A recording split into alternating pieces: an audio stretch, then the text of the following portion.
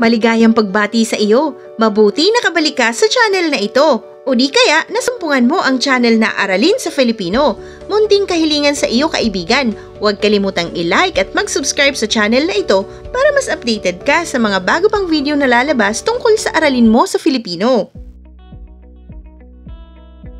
Ang nilalamang aralin sa video na ito ay antas ng wika. Ang mga salita ay maaaring gamitin ayon sa sitwasyon at layunin na kinakikitaan kung paano epektibong magagamit ng ayon sa antas nito. Narito ang ilang antas ng wika. Unang bilang, balbal. Ito ang wikang karaniwang ginagamit sa lansangan. Ito ang pinakamababang antas ng wika. Itinuturing na ang mga salitang ito ay karaniwang likha. Halimbawa, lespu na ang ibig sabihin, pulis. Ermat na ang ibig sabihin, ina o nanay. Erpat na ang ibig sabihin, tatay o ama. Boga na ang ibig sabihin ay baril. Puga ang ibig sabihin, takas. Toma, uminom ng alak. Ikalawang antas ng wika, kolokyal. Ito ang antas ng wika na ginagamit sa karaniwang usapan at ginagamit sa pang-araw-araw na pakikipag-usap.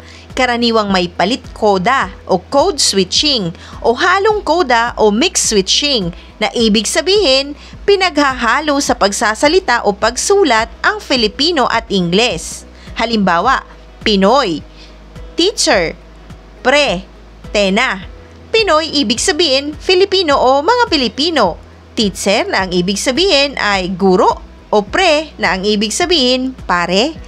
Tena na ang ibig sabihin naman ay tara na o tayo na. Ikatlong antas ng wika, lalawiganin o dialektal.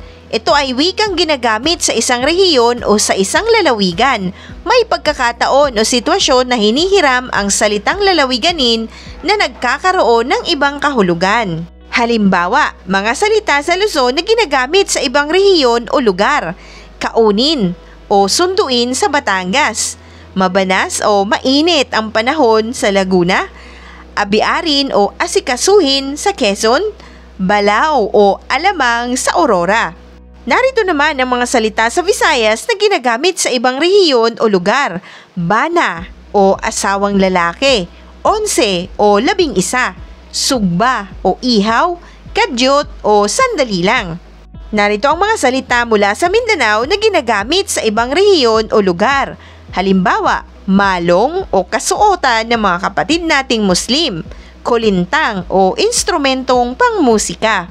Dumako tayo sa ikaapat na antas ng wika, ang technical, ginagamit sa isang tiyak na disiplina o sitwasyon. Halimbawa, information technology, internet, mouse, Windows, Facebook, Google, Basher, Instagram, chat, Yahoo. Ikalimang antas ng wika, pampanitikan. Ang pinakamataas na antas ng wika na karaniwang ginagamit sa pagsulat ng akdang pampanitikan. Kabilang dito ang matatalinghagang salita at pahayag na nagbibigay ng pahiwatig, simbolismo at larawang diwa. Halimbawa, mahal na tao o nakararangya sa buhay. Isa pang halimbawa, nakabibinging katahimikan o tahimik na tahimik. Nalalagas ang dahon o nauubos ang pera o tumitiwalag ang mga taong mahalaga sa kanyang buhay. Mahabang dulang o kasalan, kisap mata o sa isang iglap, nagpupuyo sa galit o galit na galit. Isang aralin na naman ang natapos natin. Maraming salamat muli sa iyong panunood sa channel na Aralin sa Filipino. Huwag kalimutang i-like at mag-subscribe. I-share na rin.